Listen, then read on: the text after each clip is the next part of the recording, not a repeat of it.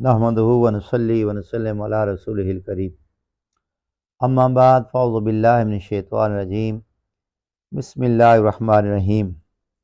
وَسَيُجَنَّبُهَا الْأَتْقَى الَّذِي يُؤْتِي مَالَهُ يَتَزَكَّى وَمَا لِأَحَدٍ عِندَهُ مِن نِعْمَةٍ تُجْزَى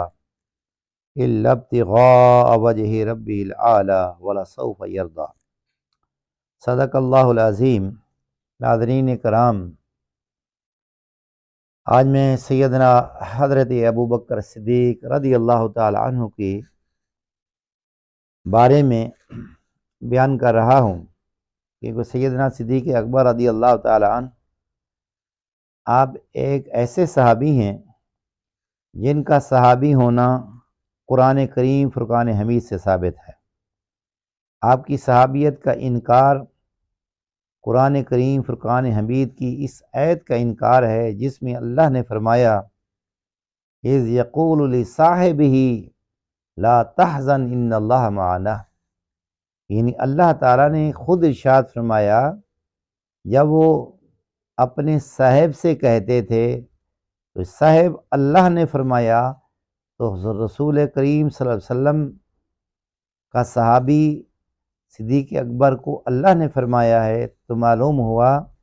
صدیق اکبر کی صحابیت قرآن سے ثابت ہے۔ تو سیدنا صدیق اکبر رضی اللہ تعالی عنہ حضور علیہ الصلوۃ والسلام کے وہ صحابی ہیں کہ جن کے بارے میں کہ سب سے بڑی عمر والے لوگوں میں اسلام لے آنے والے جو لوگ ہیں ان میں سب سے پہلے اسلام لے کے آنے والے صدیق اکبر رضی اللہ تعالی عنہ۔ آج کچھ لوگ ایسے ہیں سوشل میڈیا کے اوپر ادھر ادھر، وہ کہتے ہیں کہ صدیق اکبر کے ایمان کو ثابت کرو، سیدنا صدیق اکبر رضی اللہ تعالی عنہ کے ایمان کو قرآن و حدیث سے ثابت کرو۔ عقل کے اندھے صدیق اکبر رضی اللہ تعالی عنہ تو آقا علیہ الصلوۃ والسلام کے وہ صحابی ہیں جن کو نبی کریم صلی اللہ علیہ وسلم نے خود اپنی زندگی میں مصلی امامت پہ کھڑا کیا ہے، ایک دفعہ نہیں کئی مرتبہ کیا ہے۔ اور صدیق اکبر وہ صحابی ہیں کہ جنہوں نے تمام جتنے بھی صحابہ کرام ہیں اور اہل بیت الزام ہیں، سیدنا حضرت علی شیر خدا رضی اللہ تعالی عنہ ہیں، سب کو آپ نے نماز پڑھائی ہے۔ اور امامت کا یہ مسئلہ ہے کہ جو افضل ہوتا ہے سب سے مصلی کے اوپر کھڑے ہونے کا وہی حقدار ہے۔ تو رسول اکرم نور مجسم تاجدار مدینہ صلی اللہ علیہ وسلم نے اپنے صحابہ میں سے جن کو افضل جانا انہی کو اپنے مصلی کے اوپر کھڑے ہو کر نماز پڑھنے کا حکم ارشاد فرمایا۔ یہی وجہ ہے سیدنا حضرت علی شیر خدا خود فرماتے ہیں کہ حالانکہ ہم اس ٹائم موجود تھے، آقا علیہ الصلوۃ والسلام چاہتے تو سیدنا حضرت علی شیر خدا رضی اللہ تعالیٰ عنہ کو مصلی پہ کھڑا فرماتے، کہ آپ فرماتے ہیں کہ ہم موجود تھے، ہمارے ہوتے ہوئے جو ہے آقا علیہ الصلوۃ والسلام نے سیدنا صدیق اکبر کو یہ حکم فرمایا کہ مرو، یعنی ان کو حکم دو فلیصلی بالناس، کہ وہ لوگوں کو نماز پڑھائیں۔ تو صدیق اکبر رضی اللہ تعالی عنہ کے احسانات وہ ہیں کہ آقا علیہ السلام خود ارشاد فرماتے ہیں کہ میرے اوپر جن جن لوگوں نے احسان کیے سب کا بدلہ میں نے دنیا میں چکا دیا، لیکن واحد وہ صدیق اکبر ہیں کہ جن کے احسانات کا بدلہ کل قیامت والے دن اللہ تعالیٰ ہی میری طرف سے ادا فرمائے گا۔ اللہ تعالیٰ صدیق اکبر رضی اللہ تعالی عنہ کی تربت کے اوپر کروڑوں رحمتیں اور کروڑوں برکتیں عطا فرمائے۔ آپ وہ صحابی ہیں کہ جن کی وجہ سے اسلام کو اللہ تعالیٰ نے ترقی عطا فرمائی، آپ نے غلاموں کو آزاد کروایا، انسانیت کو آزاد کروایا۔ سیدنا حضرت بلال حبشی رضی اللہ تعالی عنہ کے بارے میں کہ ولید بن مغیرہ جو ان کا سردار تھا، وہ کتنے ان کے اوپر تاریخ کو پڑھ کے دیکھیں ظلم و زیادتیاں کرتا تھا،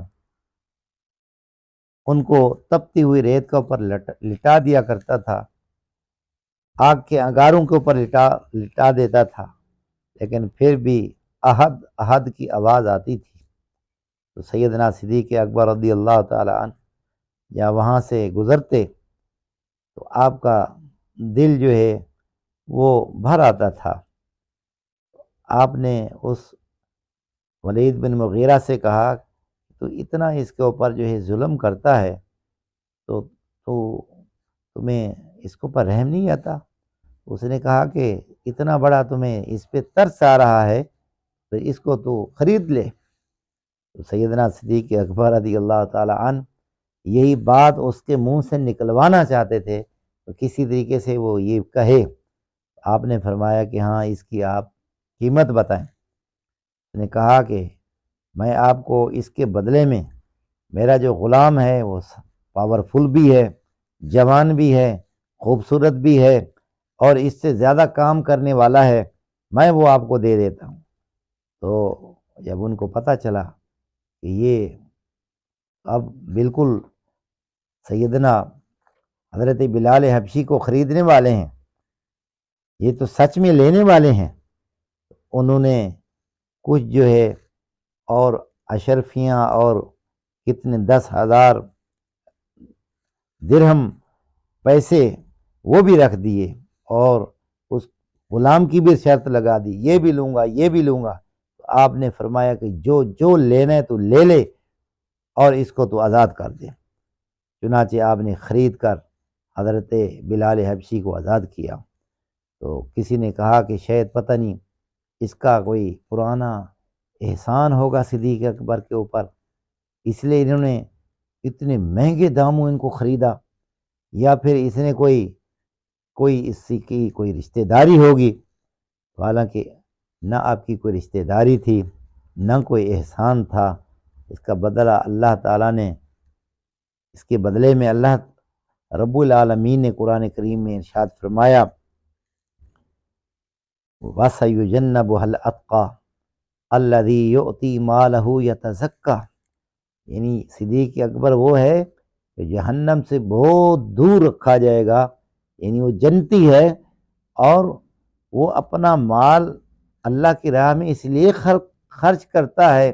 تاکہ رب العالمین کی رضا کو چاہے، إِلَّا ابْتِغَاءَ وَجْهِ رَبِّ الْأَعْلَى، صرف اللہ کی رضا کی خاطر جو ہے وہ سارے کام یہ کرتا ہے۔ اللہ تعالیٰ نے صدیق اکبر رضی اللہ تعالی عنہ کا وہ مقام بنایا ہے کہ اللہ تعالیٰ نے ازل کے اندر حضور علیہ الصلوۃ والسلام کا یہ فرمانا کہ اے صدیق آپ اس دن کو یاد کرو جب رب العالمین نے ارشاد فرمایا الست بربکم، کیا میں تمہارا رب نہیں ہوں؟ تو معلوم ہوا صدیق اکبر ازل میں بھی ساتھ تھے، صدیق اکبر آپ کے مزار میں بھی ساتھ ہیں اور کل قیامت کے دن بھی آپ کے ساتھ ہوں گے۔ سیدنا صدیق اکبر رضی اللہ تعالیٰ کے بارے میں ایک روایت ہے کہ آپ نے حضرت علی شیر خدا سے یہ وصیت کی آخری وقت، فرمایا کہ مجھے غسل دینا جس طریقے سے تو نے محبوب کریم صلی اللہ علیہ وسلم کو غسل دیا تھا، اور مجھے دفنانا اور اس سے پہلے آقا علیہ الصلوۃ والسلام کے روضے کے باہر وہاں پر مجھے لے جانا اور درخواست کرنا کہ آپ کا یہ بوڑھا غلام آیا ہے، اگر اجازت مل جائے تو مجھے آقا علیہ الصلوۃ والسلام کے پہلو میں دفنا دینا، اگر اجازت نہ ملے تو پھر مجھے جنت البقیع میں دفنانا۔ تو فرماتے ہیں کہ جب آپ کی اس وصیت کے اوپر عمل کیا گیا، حالانکہ کنڈی اندر سے لگتی تھی باہر سے نہیں تھی، کیونکہ سیدہ حضرت عائشہ صدیقہ رضی اللہ تعالیٰ عنہ کا وہ حجرہ مبارک اندر سے کنڈی، فرماتے ہیں کہ آواز آئی وصل الحبیب الی الحبیب، حبیب کو حبیب کے ساتھ ملا دو، کنڈی کھل گئی اور آپ کو وہاں پر دفنا دیا، جو آپ کا مزار مبارک مرجع خلائق ہے۔ اور اللہ تعالیٰ نے صدیق اکبر رضی اللہ تعالی عنہ کو وہ اعزاز عطا فرمائے ہیں کہ یہ متفق کا فیصلہ ہے کہ محبوب کریم صلی اللہ علیہ وسلم کے جسم کے ساتھ جو چیز لگ جاتی ہے اس کو جہنم کی آگ نہیں چھوتی۔ تو صدیق اکبر تو وہ ہیں کہ جن کے کندھوں کے اوپر مصطفیٰ کریم نے بیٹھ کے سواری کی ہے، تو ان کندھوں کو بھی وہ جہنم کی آگ نہیں چھو سکتی۔ اور آقا علیہ الصلوۃ والسلام صدیق اکبر کی گود میں آرام فرما رہے، صدیق اکبر کی گود کو بھی جہنم کی آگ نہیں چھو سکتی۔ تو معلوم ہوا صدیق اکبر تو وہ صحابی ہیں کہ جو محبوب کریم صلی اللہ علیہ وسلم کے ساتھ جو ہے آپ رچ بس گئے ہیں،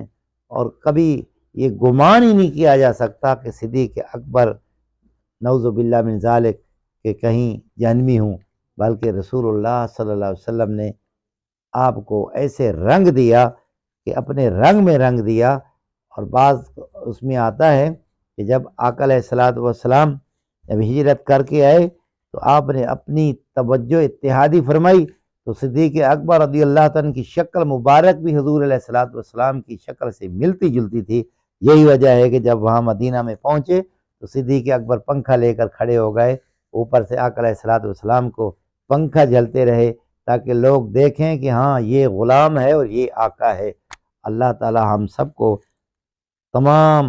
حضور علیہ الصلوۃ والسلام کے صحابہ کرام کا بھی، حضور کے اہل بیت السلام کا بھی ادب احترام کرنے کی توفیق رفیق عطا فرمائے۔